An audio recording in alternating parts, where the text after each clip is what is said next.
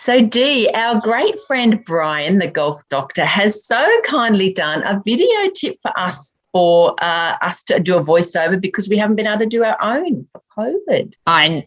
He's a great guy, isn't he? And he does a Yeah. lot of really good videos out there and does a lot. does. And he has been a long-time friend for ours for a long time. He So has. we really appreciate it, Brian. You're a gem. He's a very special guy. And check out his YouTube channel, The Golf Doctor Brian Fitzgerald. He's got a lot of great stuff on there. Very dedicated to his channel. So a new video every single week without fail.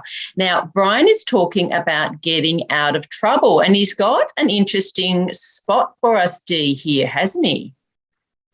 Yes, he's got, I think if you put the arrow, he's got in the trees, he has to play a punch shot or a low shot just under the trees, hasn't he, Annie? And I think he's going to do it from two angles, from 2 points of view, from a low marker and then a medium to high marker, which will be really interesting.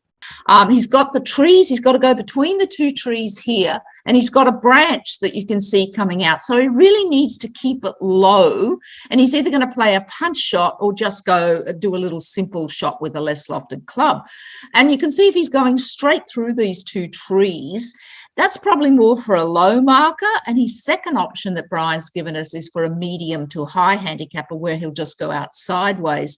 So the important thing is here to keep it low, get it back into play so you've got a chance to get the next shot, up and close to the stick, depending on your handicap. Yeah, exactly. And he's picked a pretty good spot here.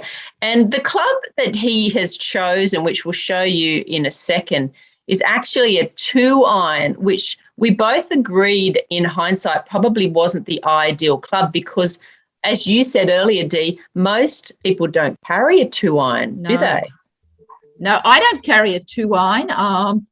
And I've even stopped carrying a 3-iron. So I think that's really important. But I can understand why Brian was going less loft. But I think you need to be a very experienced player to do that. So I think our viewers should just take the least lofted club that they've got, least lofted iron that they've got. Probably not a hybrid, though, because that, tends to get in the air a bit more. I was going to say that to you, actually, Dee, because a lot of people might think a hybrid is the choice because they're in the rough here. But the problem with a hybrid is it can get up pretty quick, and we want to keep it low. So a 4-iron, a 5-iron. Now, you can see there that Brian's 2-iron actually went a little bit too low. Yeah, it hit some branches, didn't it? Oh, it hit some leaves on the ground.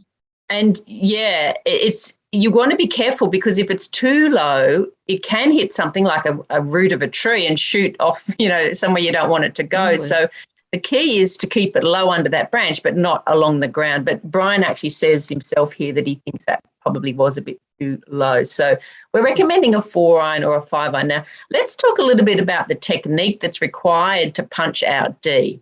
So, Dee, let's have a little look at Brian's technique here for the punch shot. He's gripping down on the club. You can see there's not a lot of grip to see there, which is really quite important. It gives you a bit more control. We're trying to control it, not get distance. And you'll notice just before he hits, see if you can notice what he does with his weight just before he hits here. Let's just watch, see what he does with his weight. Did you see that? Yeah. What did he do? He pushed it a little forward. Yeah, he did. The other thing I like that Annie is he's down the grip, and what he's also done is narrow off his stance a little bit. Yes. Which just means he's not going to try to do a big long swing. So it sort of tells his mind, hello, not doing a full swing. It's okay to do a shorter swing, which I think is a good concept.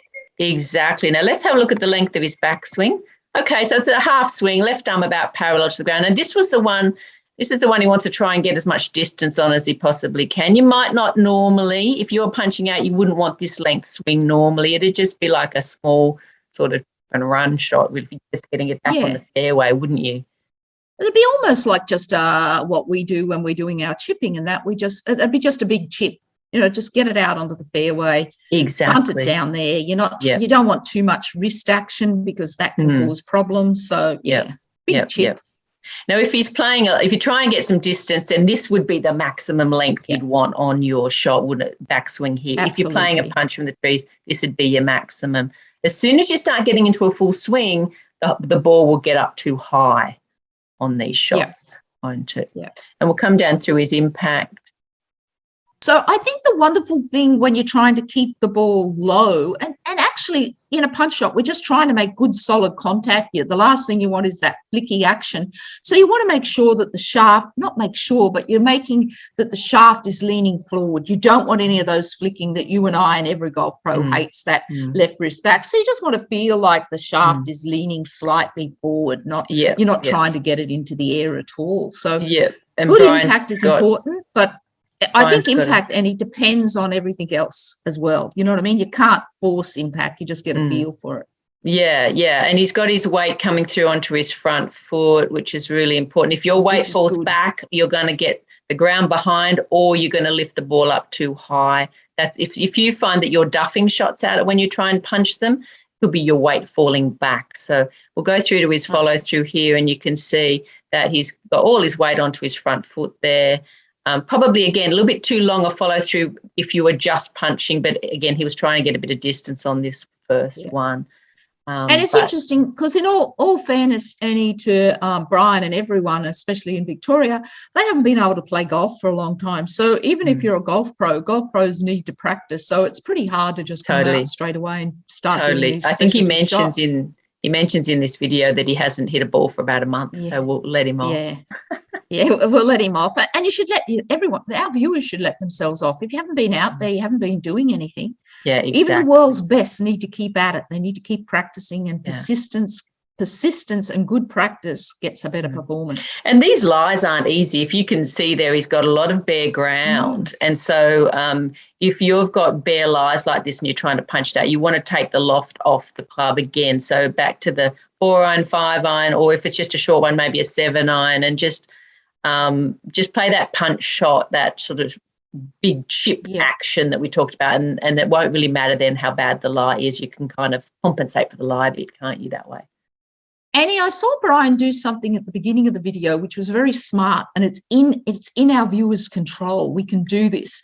He removed all the loose impediments around his ball without moving his ball. So he went ahead, and where there were branches or bits of wood, he got them out of the way because he was planning on it going low around his ball. He moved as much debris as he could without moving the ball. And that's in our control. So you've got to take advantage of the rules when you can. Yeah, good point. That's a good point, G, because there is a fair bit of stuff lying around there, and you could easily hit a stick and shoot off, further into the trees, which is the last thing you want to do, isn't it? That'd be depressing. Exactly. Or the stick could come and jab you or something. Yeah. I sometimes, as a woman and got little wrists, I don't play as many punch shots. I just take less loft, like a 4-iron or a 5-iron. I play it back in my stance, go down the grip a little bit, and I just have an abbreviated.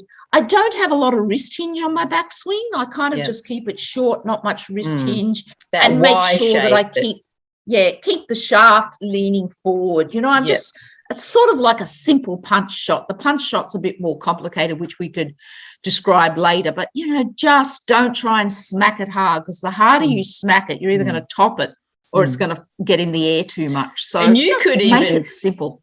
Yeah, you could keep it even simpler and just basically get a 4-iron, leave it in the middle of your stance with a half swing. It's probably going to come out low enough to keep it under that sort of branch. Very true. Depending on your skill level. Yeah, that could probably keep it even simpler. So you might lean a little bit on your front foot, half swing with a least lofted club like a 4 or even a 5.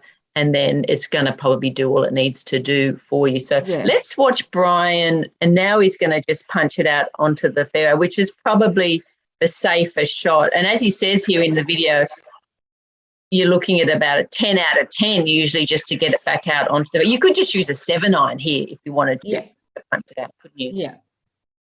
And I think the important thing for this shot too, Annie, is not to get too enthusiastic and get too big and put it over on the trees on the other side, just back into the middle of the fairway. That's right.